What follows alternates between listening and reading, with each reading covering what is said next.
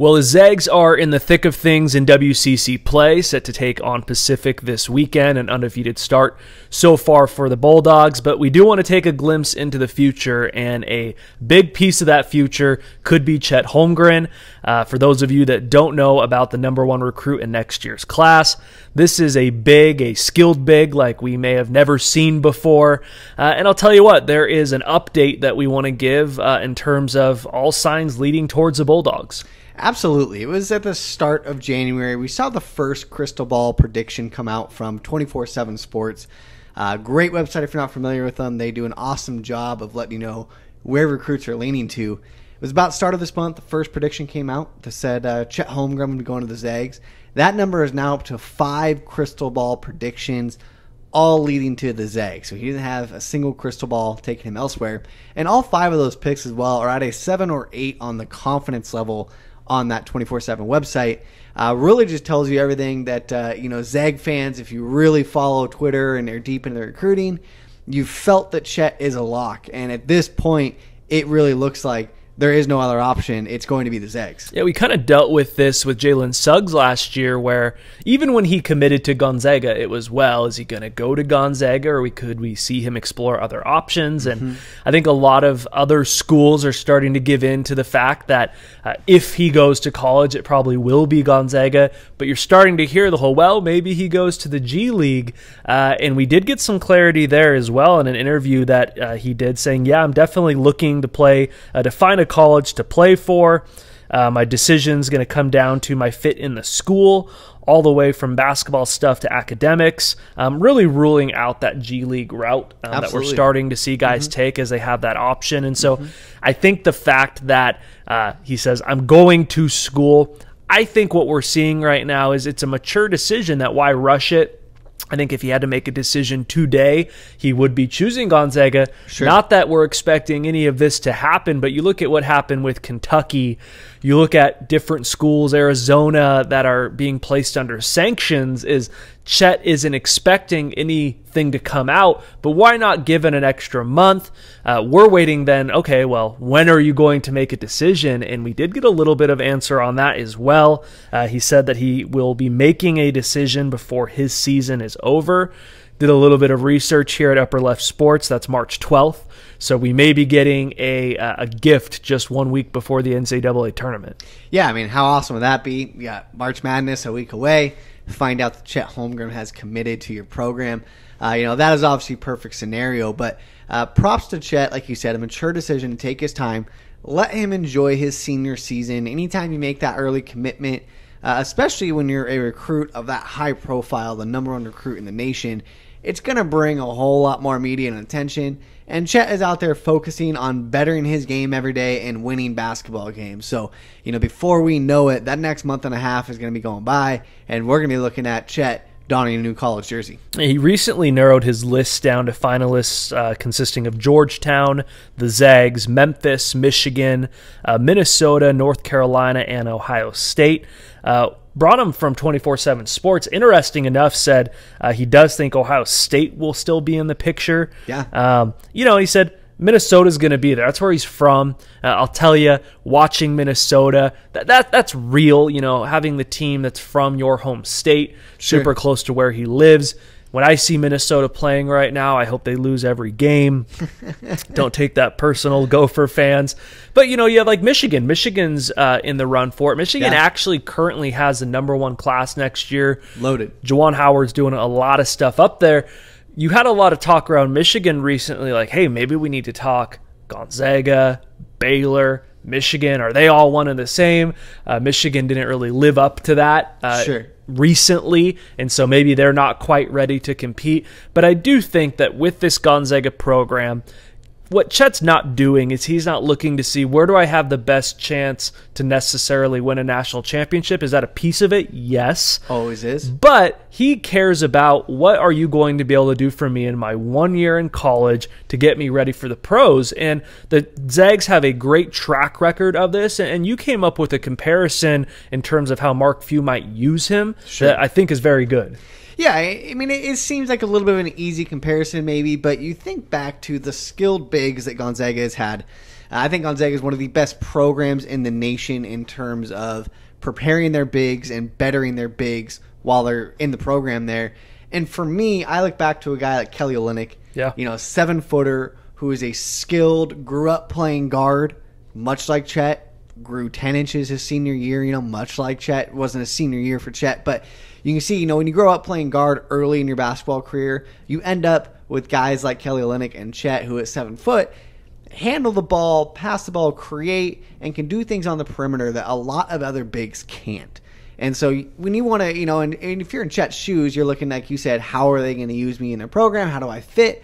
That is a great example right away. He can look back and see a number of skilled bigs who create from the outside, who've been successful in Mark's system. And Chet I love Kelly Olynyk. He was one of my favorite Zags of all time. Chet's a more polished Kelly Olynyk. You look at his skill set. Obviously, I think anybody will have a hard time arguing that at that same stage, Chet is extremely polished and more polished than Kelly Olynyk was. So having that ability for him to see film of somebody who he might relate to in terms of size and use in a program is absolutely huge for the recruitment of Chet. Well, if you haven't had a chance to watch the film on this young man, we're talking about a kid that has a 7'6" wingspan. What's crazy about Chet Holmgren is the way he plays at the perimeter. When you typically think of a 7-footer, you're thinking of a guy that's going to get to the rim, which he can. Yeah. But his ability to not just shoot, you get big guys who can shoot, but also create his own shot. It's funny because when we watch the Zags on the national broadcast right now, they always talk about, wow, you've got Drew Timme bringing the ball up the court. Yeah, he can, but I'll tell you what, Chet's a guy that could break a full court press. The handles that he has, the ability with the ball in his hands, the passing ability he has. I mean, this is a young man, even though he won't be asked to, who truly could play 1 through the 5. I remember when LeBron first was going to the Lakers, and they said, well, he might be playing the guard, with Los Angeles. And people said, wow, could you imagine? Chet could play the guard position simply because of his skill set. Yeah. And this is, I think that for those of you that don't know, him and Jalen Suggs went to the same high school. They supposedly talk every single week. Before Jalen Suggs came to Gonzaga, they had high-end recruits. Zach Collins was a high-end recruit. Most people didn't expect him to leave after 1 year. Sure. Suggs was the first recruit to ever come to Gonzaga that was expected to be a one and done. And when he came to Gonzaga, he was expected to be a late lottery pick. Yeah. And he has already really secured a top 5 pick for himself. He has an opportunity, if he plays well down the stretch, to even be the number 1 overall pick. And so I think that having that player also be a friend of Chet's, who visited with him at Craziness in the Kennel, is really a big testament that that's going to be something he wants to see. How are you going to utilize me? How can you help me get ready for the NBA? And the Zags have a track record of also bulking guys up that he really needs. Yeah, I mean, again, you think of Kelly Olynyk. Obviously, he took a redshirt year to do it, but we saw what Gonzaga's strength and weight training program did for him. He's not the first. We've seen a number of bigs go through that program, whether it be through a redshirt year or just throughout the playing year. We see guys get better. They get in better shape, whether that's filling out, maybe slimming down a little bit, but they always seem to come out looking more comfortable on the floor, and that's big for Chet. You talked about the unique skill set he has, his ability to handle the ball. We would love to, if we had the rights to the footage, show you right now, but go Google Chet Holmgren and Steph Curry. That was really when Chet kind of blew onto the scene. He, got to play with Steph Curry, and absolutely crossed him up and got to the rim. And it was kind of funny because Steph wasn't really, playing too hard. And then after that play, the next play down, Steph had to do a little something, put some moves on just to remind him. But it was a cool, just kind of props back and forth between them. And also, if you watched earlier this year, Chet Holmgren got to play on ESPN against the number 1 recruit of the 2022 class, Emoni Bates. And we actually saw that game. For the majority of the game, Chet was bringing the ball up the court. He was their point guard. Again, do we think that's going to happen to Gonzaga? He's not going to be their point guard, but you don't see somebody that size get that green light to be consistently bringing the ball up the court in a high-profile high school game. It just doesn't happen. And he was able to create for his teammates. He was able to hit pull-up threes, which, again, you don't see 7-footers shooting pull-ups. And so his skill set is beyond unique. And I think Gonzaga's system is absolutely perfect for it. They're going to put shooters around you. They have great off-ball movement. And for somebody like Chet, who's going to demand extra attention for a defense, when you have that off-ball movement around you, it makes everything easier. So I think he really he's plug and play in the system. And not only his skill set, but what they're going to do for him and preparing him for the league. Gonzaga gives him a great shot at #1 overall. 1, for what they do for bigs. 2, for the schedule they're going to play next year. We know their out-of-conference is going to be one of the best in the country, and he will have plenty of opportunities to shine. Well, and let's not forget that there is another 5-star recruit who does have a crystal ball to Gonzaga next year. That's Hunter Salas, the 6'5" combo guard out of Omaha, Nebraska, is ranked number 6 nationally. If the Zags were able to get Chet and Hunter on campus, that would move their ranking to number 2 in the 24/7 Sports Composite team rankings. So obviously the highest rankings in Gonzaga history. Yeah. That would sure be nice, coming off of a potential national championship team as well. One can dream. Yes, but sir. I'll tell you what, if you could see both of these guys on the floor for the Zags next year, it's just a crazy time to be a Zags fan. I mean, we've talked about, you had the first ever #1 ranking in 2012, 2013. People were wondering then, back when they, went to the national championship, is this kind of the pinnacle? Has this team peaked? And it's just weird to think that it seems like the best is yet to come for this program. You look at a team that is considered the wide favorite to win a national championship this year. Yeah.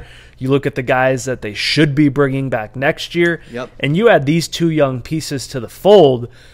It's just a really good time to be a Zags fan. Great time. It really is, man. It's, I'll admit it, after that championship game, a lot of us, me included, kind of question, is this going to be a setback? Is this going to be viewed as they had their chance and they can't do it? But just absolute props to Mark Few in this program. We've said it before. I'll say it again. These guys are so consistent in what they do, and the reason that, that's not a pinnacle is because they're not a flash in the pan. It's not because they got one good recruiting class. We've seen them with lower ranked recruiting classes. We've seen them with higher ranked classes, and at the end of the day, they develop these players and they make them play together. Zags have said this. They are a family. Once a Zag, always a Zag, and it shows on the court. You watch so many offenses, and there's just a disconnect between players. Sometimes it looks like you can tell that that's just a teammate there. And you watch the Zags play, and you can tell these guys are friends, they're brothers, they're family on the court, and they play like it. And that is, we're just so lucky to see that, and that is exactly why this team continues to get better and better.